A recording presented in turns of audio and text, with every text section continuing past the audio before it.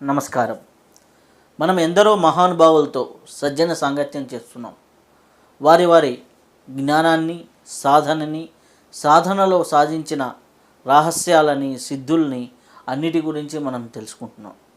ఈరోజు మనం ఒక అద్భుతమైనటువంటి మహాయోగితో సజ్జన సాంగత్యం చేస్తున్నాం.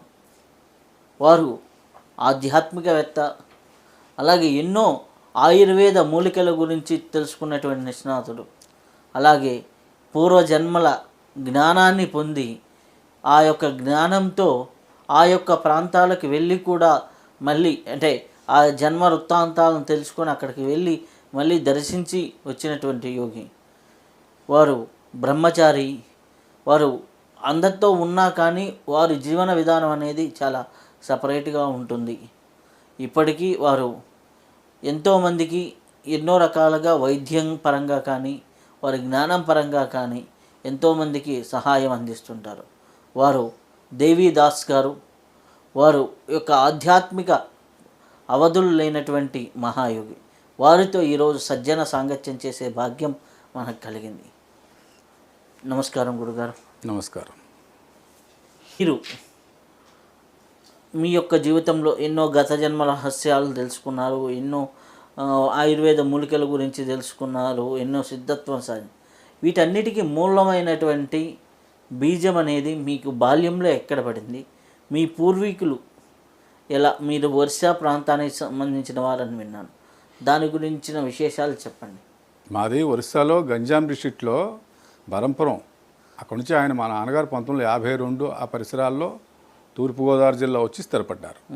తూర్పుగోదావరి జిల్లాలో రాజమండ్రికి కాకినాడకి మధ్యన పెద్దాపురం గ్రామం మాది. ఆ పెద్దాపురం గ్రామంలో 1952లోనే స్థిరపడి జ్యోతిష్యంలో మంచి ప్రావీణ్యం సంపాదించారు.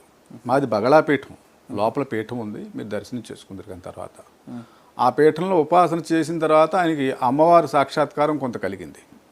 జ్యోతిషశాస్త్రం పాటు కొన్ని శక్తులు కూడా ఆయనకు ఇచ్చింది అమ్మవారు. ఆ శక్తుల ప్రావీణ్యంతో ఆయన ఆటోమేటిక్గా శాస్త్రం చెప్తూనే అమ్మవారు కొన్ని నిరూపణలు చూపించేది ఆయనకి. ఇది ఇలాగ ఫలానా, ఇది ఫలానా, ఇది ఫలానా.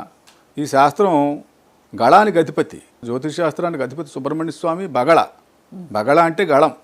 ఆ గళానికి అధిపతి బగళ. ఆ గళానికి అధిపతిని ఆయన చేయడం వల్ల ఆయనకి తేలిగ్గా కొన్ని విషయాలు తెలిసివి ఆయన మాతో చెప్పేవారు. ఆయన ఫలానా చోట మాకు పశువు పోయిందండి, ఫలానా గొర్రెలకు ఆరోగ్యం బాగాలేదండి, మాకేమో మనిషికి ఆరోగ్యం బాగాలేదండి, లేకపోతే మా గ్రహస్థితి బాగాలేదండి, లేకపోతే మా అమ్మాయికి వివాహం అవ్వటం లేదండి అని ఇలాంటి విషయాలు అడిగితే ఆయన ఏం చేసేవారంటే అమ్మవారిని అడిగి చెప్తానని మర్నాడు ఆ ధ్యానంలో కూర్చుంటే ఆయనకు చూపెట్టితే అది జరిగాయి.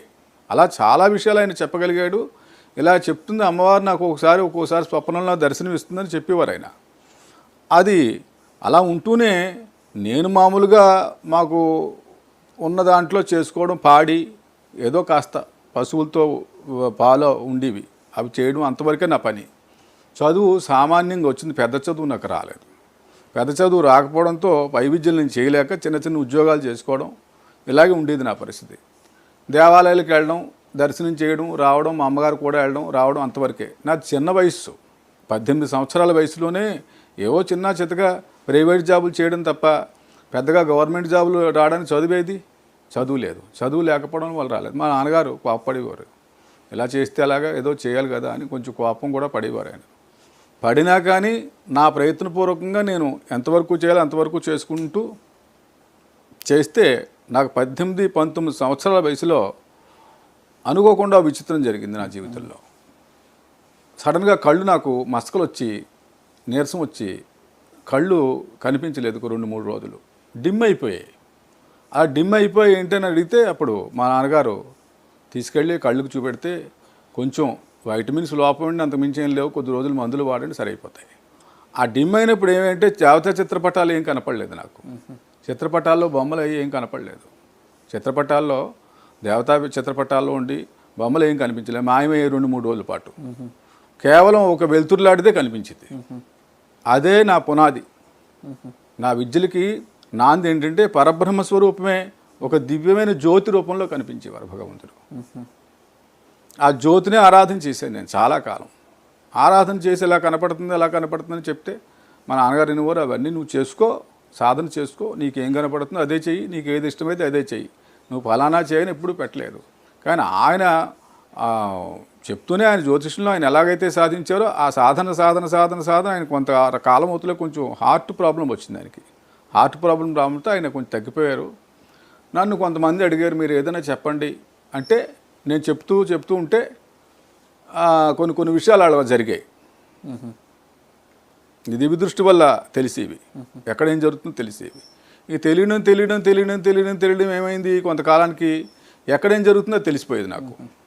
ఆ శక్తి నాకు 18, 19, 20 సంవత్సరాల వయసులో వచ్చింది.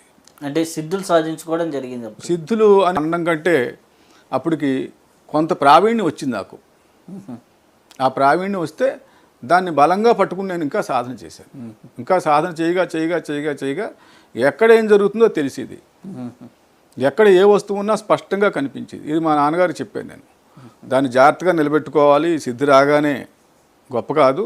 ఆ సిద్ధి అనేది ఏదైనా ఒక పరికరం కానీ ఒక వస్తువు కానీ ఉపయోగించగలిగి ఒక మెథడ్ లాంటిది అది. అయితే ఒక జీవితంలో ఒక విద్యని సులువుగా ప్రయోగించగలిగి ఒక రకమైన తత్వం ఏర్పడడం లాంటిది. అది పూర్తి సిద్ధి కాదు. పూర్తి సిద్ధి రావాలంటే నువ్వు కొన్ని సంవత్సరాలు నువ్వు తపస్సు చేయవలసింది ఇంకా అని చెప్తే అప్పుడు ఆ విద్య నేను చేశాను. చేయగా పూర్తిగా నాకు ఆ విద్య అలవాట్లోకి వచ్చింది. ఆ విద్య వల్ల ఎవరికైనా ఆరోగ్యం బాగోపోయినా, పశువులకు ఆరోగ్యం బాగోపోయినా, మనుషులు గ్రహస్థితులు బాగోపోయినా ఏదన్నా వచ్చి అడిగితే నీకు ఫలానా రోజుకి తగ్గిపోతుంది, ఫలానా రకంగా మసులుకో, ఫలానా పని చెయ్యి, ఫలానా రకంగా ఉండండి అని చెప్తే అలాగా ఆ ప్రావీణ్యం చాలామంది జనంలోకి వెళ్ళింది. అక్కడి నుంచి అది ఒక సిద్ధిలాగా నాకు అయ్యింది. అంతవరకు అది జరిగింది. అలాగా మీరు ఆటోమేటిక్గా సిద్ధత్వాన్ని సాధించుకున్నారు. మీరు చేసినటువంటి ఉపాసన ఏంటి? ఉపాసన కేవలం అది మొదట జ్యోతి స్వరూపంగానే నాకు కనిపించింది. పటాల్లో విగ్రహాల్లో అవి మాయమవడం, అవి అడిగితే కొంతమంది అన్నారు, అవి జాగ్రత్తగా చూడండి, మీ ప్రయత్నం మీరు చేయండి, కొన్ని జపతపాలు పూజలు కూడా చేయండి అని పెద్దవాళ్ళు సలహా ఇచ్చారు. కొన్ని ఉపాసనలు కూడా చేశాను నేను. మహాకాళి ఉపాసన చేశాను. మహాకాళి ఉపాసన చేశాను నేను. మహాకాళి ఉపాసన, బాలకాళి కొంతకాలం చేయగా దక్షిణకాళి చేయగా 12 సంవత్సరాలు చేశాను. ఏ ఒక్కరోజు ఆవిడ నాకు దర్శనం ఇవ్వలేదు, ఉలకలేదు, పలకలేదు. అలాగే గణపతిని చేశాను ఉపాసన. 12 సంవత్సరాలు గణపతిని చేశాను, ఉచ్చిష్ట గణపతిని. ఏ ఒక్కరోజు ఆయన నాకు కనపడలేదు. ఈ జ్యోతే కనిపించేది. ఇలా కనపడుతుంది ఏంటయ్యా, మా అందరికీ దేవతలు ఉన్నారు కదా, 3 మంది అవుతున్నారు, చాలామంది దేవతలు ఉన్నారు, సుబ్రహ్మణ్య స్వామి ఉన్నారు, గణపతి ఉన్నారు, లక్ష్మి ఉంది, కాళి ఉంది, ఏ ఒక్క దేవత దర్శనం ఇవ్వకపోవడం ఏంటి, కేవలం నాకు శుద్ధ చైతన్యం ఒకటే కనపడుతుంది అని నేను బాధపడుతుంటే ఒక రోజుని నేను కాకినాడ వెళ్ళి వస్తుంటే ఎవరో నా చేతిలో ఒక పటం పెట్టారు, రాఘవేంద్ర స్వామి పటం.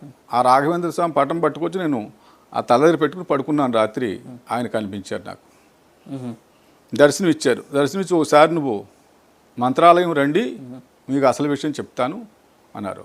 మంత్రాలయం వెళ్ళిన తర్వాత ఆ మంత్రాలయంలో నాకు ఆ తుంగభద్ర ఒడ్డుని మళ్ళీ దర్శనం ఇచ్చారు ఆయన.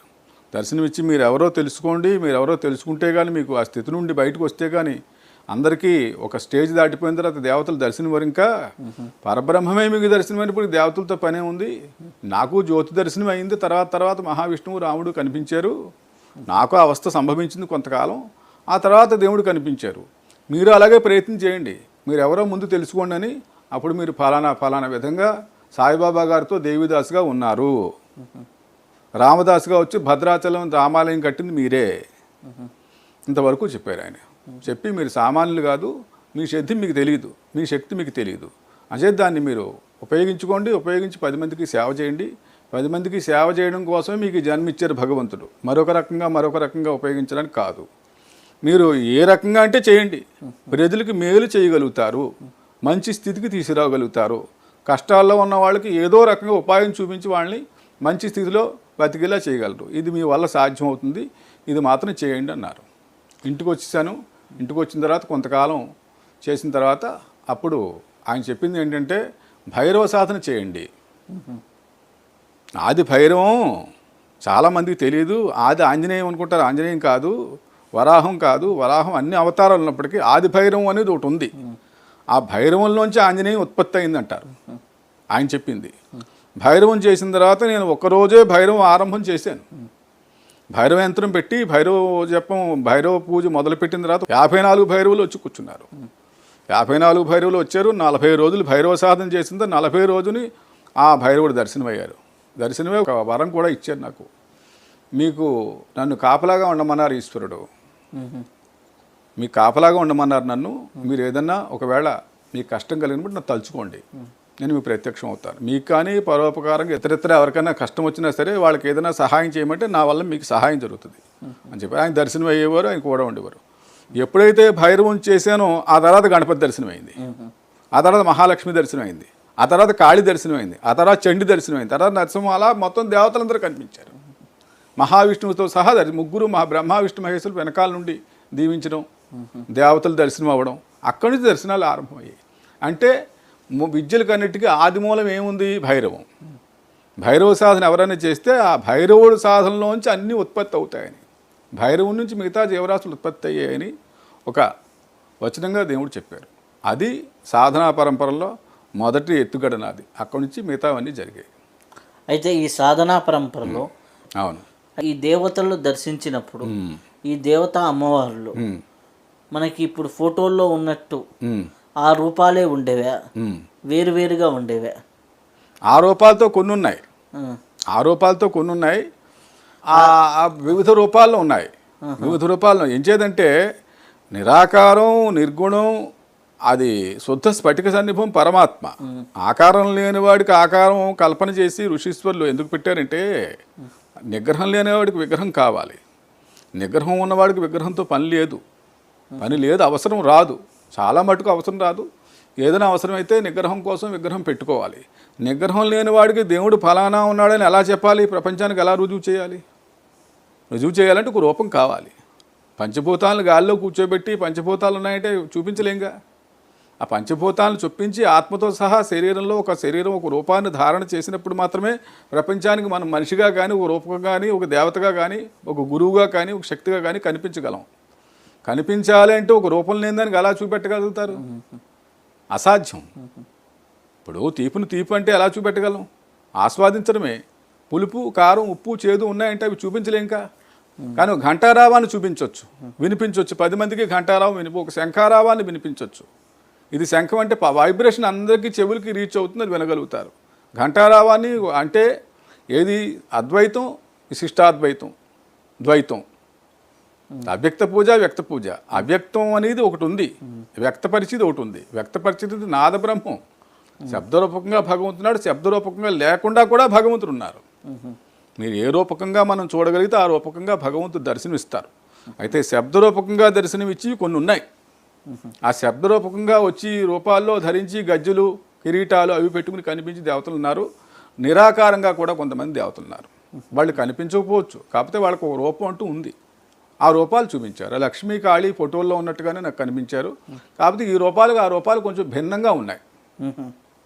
అవి కొంచెం ఏం డిఫరెన్స్గా ఉన్నాయి? ఏం డిఫరెన్స్ అంటే ఆ పెద్ద నగల అలంకారం అవి లేవు. మామూలుగా జడ, కిరీటాలు, ఆ మామూలుగా 2 చేతులే, 4 చేతులతో నాకు ఎప్పుడు దర్శనం ఇవ్వలేదు. లక్ష్మీదేవి 2-3 సార్లు దర్శనం ఇచ్చింది. ఆవిడ స్వయంగా మా ఇంటికి వచ్చింది ఓ రోజుని చాలా కాలం క్రితం. ఇది నాకు భిక్ష వేయండి ఇత్తడి క్యారేజ్ ఒకటి పట్టుకుని ఒక ఆడావిడ వచ్చింది.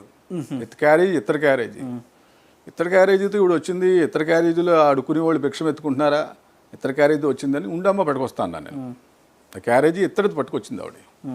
బియ్యం పట్టుకొస్తాను లోపలికి రాబోతులోకి ఆవిడ కనిపించలేదు. కొంచెం దూరం వెళుతున్నా సందులోకి వెళ్ళి మాయమైపోయింది. ఇగో బియ్యం పట్టుకెళ్ళి అంటే నీ దగ్గర ఉంచుకో, నాకు వద్దని చెప్పింది ఆవిడ. అలా దర్శనం ఇచ్చింది. లక్ష్మీదేవి ఒక రోజు దర్శనం ఇచ్చింది. ఒక రోజుని అమ్మవారు దర్శనం ఇచ్చారు. నూకాలమ్మ, మరిడమ్మ వీళ్ళంతా కూడా ఆ రోజుల్లో అమ్మవారు గుళ్ళు బద్దలుగొట్టి కొత్త గుళ్ళు కడుతున్నారు. వాళ్ళు కొత్త గుళ్ళు కడుతున్నారు. 19 పద్మనాభం అప్పుడు దేవాదాయ మినిస్టర్గా ఉన్నాడు. గుళ్ళు కట్టినప్పుడు మరిడి వచ్చింది, పెద్దాపురం మరిడమ్మ వచ్చింది, నూకాలమ్మ వచ్చింది, సత్యమ్మ వచ్చింది. ముగ్గురు వచ్చారు. ఓ మిట్ట మధ్యాహ్నం టైంలో మామూలుగా శరీరాలు ధరించే ఉన్నారు వాళ్ళు. లావుగా ఒక ఆవిడ ఉంది, సన్నగా ముక్కు కొంచెం కోలగా ఉండి ముక్కు పువ్వులు పెట్టుకుంది ఒక ఆడావిడి. ఒక ఆవిడ పరికిణీ జాకెట్తో వచ్చింది. ఇలా ముగ్గురు వచ్చి కూర్చుని మాకు ప్రశ్న చెప్పాలండి అన్నారు. అడగండి చెప్తాను. మేము ఇల్లు కట్టుకుంటున్నాం, మాకు ఎలా జరుగుతుంది, ఎలా ఉంటుందని ఒక ఆవిడ అడిగింది. బాగుంటుందమ్మా, మీకేం లోటు రాదు, బాగుంటుంది, పెద్ద ఇల్లు కట్టుకుంటారు మీరు అని చెప్పాను. ఇంకొక ఆవిడ కూడా మేము ఇల్లు కట్టుకుంటున్నాం, మాకు ఎలా ఉంటుందో చెప్పండి. మీ ఇల్లు బాగానే కట్టుకుంటారు, మీకు బాగానే ఉంటుంది అన్నాను. ఇంకొక ఆవిడ ఏం అడగలేదు. ప్రశ్నకి ఏమి ఇచ్చుకుంటారో డబ్బులు అడగవేంది, మీరు ఏమి ఇస్తే అదే, ఇంతనే డిమాండ్ లేదు అంటే అప్పుడు ఆవిడ మేము ఇస్తాం ఎంతో కొంత తీసుకొని బయటకు వెళ్ళిపోతున్నారు ముగ్గురు. బయటకు వెళ్ళి మాయమైపోయారు ముగ్గురు. నేను కూడా వెళ్ళాను. కూడా వెళ్ళి అమ్మ మరి డబ్బులు ఇవ్వకుండా వెళ్ళిపోతున్నారంట అన్నాను. పంపుతాలే సాయంత్రం అన్నారు. ఆ ముగ్గురు కూడా కిరీటాలతో 3 వైపులకు వెళ్ళి మాయమైపోయారు. నా కళ్ళారా నేను చూశాను ఇది. ఇలా కొన్ని దర్శనాలు, దేవతా దర్శనాలు జరిగాయి. కాకపోతే యథార్థంగా వచ్చి దర్శనం ఇచ్చింది మాత్రం 2-3 సంఘటనలే నా జీవితంలో. శారీరకంగా ఒకసారి ఈశ్వరుడు దర్శనం ఇచ్చారు, దూరం నుండి దర్శనం ఇచ్చారు ఒకసారి. ఇవి జరిగాయి. ఇది ఏ వయసులో అండి? ఇవి దగ్గర ఇంచుమించు ఒక 45-46 ఆ సంవత్సరాల్లో. అంతకుముందు అయితే దర్శనాలు లేవు. అంతకుముందు దర్శనాలు లేవు. మీ గత జన్మల గురించి మీరు తెలుసుకున్నారు. మీ గత జన్మల్లో చాలా షిరిడి సాయినాథుడితో కలిసి జీవించారని చెప్పారు. ఆ యొక్క వృత్తాంతం మీ యొక్క గత జన్మ. షిరిడి సాయినాథుడితో కలిసి ఉన్నానని నాకు తెలియదు. నేను పాకలో ఉండేవాడిని. నేను ఇల్లు లేదు అప్పటికి. ఆ పాకలో ఉండి ప్రశ్న చెప్పడం, ఎవరిని వస్తే మంచి చెడ్డ చెప్పడం, అదే జరిగేది. ఆయనే ఒక రోజున తలుపు కొట్టాడు. దేవిదాస్ గారు అన్నాడు. దేవిదాస్ గారు నన్ను ఎవరు పిలుస్తున్నారు, నా పేరు అది కాదు కదా, ఎవరండి మీరు అన్నాను. నేను సాయిబాబా అని అన్నారు. దేవిదాస్ గారిని పిలిచేరేటి నన్ను అన్నాను. నేను దేవిదాసే నీ పేరు, ముందు జన్మలు నువ్వు మర్చిపోయి జానకిదాసు దేవిదాసు 2 అన్నదమ్ములు, నువ్వు నా దగ్గరగా మసిలేవు, ఓసారి కళ్ళు మూసుకుని నీకేం కనపడుతుందో చెప్పు అన్నారు. ఆయన నేను తిరిగిన వృత్తాంతాలన్నీ నాకు గుర్తొచ్చేలా చేసింది ఆయనే. నా అంతటి నాకు జరగలేదు. ఆ సాయిబాబా గారే విభూతి తీసుకుని విభూతి ఎక్కడ తెచ్చారో పొట్లం పెట్టారు. నిజంగా విభూతి ఉంది అక్కడ. ఆ విభూతి పొట్టు పెట్టుకుంటే ముందు జన్మల వృత్తాంతాలని గుర్తొచ్చాయి. ముందు జన్మల వృత్తాంతం కాదు, రామదాస్ గారు ఉన్నప్పుడు రామదాస్ గారికి ఏమేం చేశానో, రాముడిగా ఉన్నప్పుడు ఏమేం చేశానో ఆ వృత్తాంతాలు గుర్తుకొచ్చాయి. కొన్ని వృత్తాంతాలు గుర్తుకొచ్చేలా చేసింది బాబాగారే. నా అంతటి నాకుగా రాలేదు. అయితే కొద్దిగా కనిపించేవి. ఇప్పుడు దివ్యదృష్టి వల్ల నీకేం కనపడుతున్నాయో చూసుకో అన్నారు. దివ్యదృష్టి వల్ల ఏం కనపడుతున్నాయి, ఎన్నో జన్మల వృత్తాంతాలు కనపడుతున్నాయి. ఆస్ట్రేలియాలో మా ఇల్లు కనిపించింది, ఎక్కడో మడగాస్కర్లో నా ఇల్లు కనిపించింది, ఎక్కడో అది హవాయి దీవుల్లో నా ఇల్లు ఉంది, అది కనిపించింది, కొడైకెనాల్లో నా ఇల్లు ఉంది, ఊటీలో నా ఇల్లు ఉంది. ఇప్పుడు నా ఇల్లు ఎవరో ఒక క్రిస్టియన్ సొసైటీ వాళ్ళు తీసుకున్నారు. ఇల్లు ముందు జన్మలో ఇల్లు పెద్ద ఇల్లు నాది, చాలా పెద్ద గృహాలు, 2 అంతస్తుల మేడ నాది షిరిడీలో. అవన్నీ గుర్తొచ్చాయి అన్నారు. బాగా గుర్తొచ్చాయి, కళ్ళ ముందు కనిపించాయి. గుర్తుకు రావడం కాదు, సినిమాల్లో కూడా అంత క్లియర్గా కనిపిస్తాయి. అక్కడ నుంచి దివ్యదృష్టి వాళ్ళు అన్నీ కనిపించాయి. కాబట్టి ఈ వృత్తాంతాలు నాకు గుర్తులేవు, ఆయనే గుర్తు చేశారు. ఫలానా రోజు ఫలానా చోటకి వెళ్ళాం మనం, ఫలానా. ఆయన జీవితంతో నేను బతికింది చాలా తక్కువ రోజులు. ఆయనకంటే ముందే నేను వెళ్ళిపోయాను. బాబాగారు 1918లో ఆయన కాలం చేశారు. అంతకుముందే నేను అయిపోవడం చేతంటే తక్కువ ఎందుకు ఉన్నానంటే, మిగతా వాళ్ళు ఎక్కువ ఉన్నారు. శ్యామ వాళ్ళంతా ఉన్నారు, మహల్సాపతి, బాయజ, అప్పాల్ పాటిల్ వీళ్ళంతా ఉన్నారు. నేను ఎందుకు లేనంటే దేవాలయాలకి శంకుస్థాపన చేయడం, దేవాలయాలు ప్రతిష్టాపన చేయడం, దేవాలయాల్లో భజనలు చేయించడం, ఇంతవరకే నా పని. వీటి కోసం వెళ్ళిపోయేవాడిని, షిరిడీలో ఉండేవాడిని కాదు. అప్పటికి ఇంత రవాణా సౌకర్యాలు లేవు. ఎద్దుల బళ్ళు, గుర్ర బళ్ళు అంతకా లేవంటే రైలు బళ్ళు ఉండి తక్కువ. ఆయన ఒకానొక సందర్భంలో ఒక రోజు ఏం చెప్పారంటే, నువ్వు ఎక్కడికి వెళ్తున్నావు అన్నారు. నేను ఊరు వెళదాం అనుకుంటున్నాను అన్నాను. 1 నెలలాళ్ళు వెళ్ళకు అన్నారు నన్ను. ఏమండి అన్నాను. ఏమంటే వెళ్ళకు, మంచిది కాదు, కాలం బాగాలేదు అన్నారు. అప్పుడు సాళ్ళ బియ్యం పట్టురా ఇంటికి వెళ్ళి అన్నారు నన్ను. అందరూ ఊళ్ళలో అందరి దగ్గర ఒక అరసవాళ్ళ బియ్యం, పావుసాళ్ళ బియ్యం తీసుకొచ్చి ఆయన విసిరి ఆ పిండి తీసుకెళ్ళి ఎవరి వీధుల్లో వాళ్ళు జల్లండి, ఊరు చుట్టూరు కూడా జల్లండి. మహా దారుణమైన కలరా వచ్చింది ఆ సంవత్సరం. ఆ కలరా షిరిడీ చుట్టుపక్కలకి రాలేదు. చుట్టుపక్కల ఇంచుమించు ఒక 7-8 గ్రామాల దాకా ఎక్కడ అలజడనే లేదు, కనిపించకుండా పోయింది. అదొకటి అద్భుతం మా జీవితంలో జరిగింది. చాలా సంఘటనలు ఆయన జీవితంలో ప్రతిరోజు ఒక సంఘటన జరిగేది. ఈ సంఘటన మాత్రం నాకు బాగా గుర్తుంది, కలరా సంఘటన. ఆ ఊరు పొలిమేరలో చాలామంది చనిపోయారు, కానీ షిరిడీ ప్రాంతాల్లో మాత్రం ఏం జరగలేదు. ఒక రోజున మాత్రం ఏమన్నారంటే, నువ్వు ఎక్కడికి వెళ్తావు, ఇప్పుడు ఏ ప్రాంతానికి వెళ్తున్నావు అన్నారు. ఇలా నేను కలకటా దాటి వెళ్ళాలి, మరి రైలు బళ్ళు ఎక్కి వెళ్ళాలంటే ఈ నెల నువ్వు వెళ్ళకు అన్నారు. ఏంటండి అన్నాను. కారణం ఉంది, వెళ్ళొద్దు అన్నారు. నేను వెళ్ళడం మానేశాను భారీ తుఫాను బట్టి రైలు పట్టాలే లేకుండా పోయాయి. బళ్ళు ఏం వెళ్తాయి? వెళ్ళవు కదా. అసలు చాలా పెద్ద పెద్ద విషయాలు 2-3 ప్రాణగండాలే తప్పించాడు ఆయన. ఈ జన్మలో కూడా ఏదైనా ఇది కావాలంటే ఎప్పుడు కాదని అనలేదు ఆయన, ఎవ్వరికీ కాదని అనలేదు.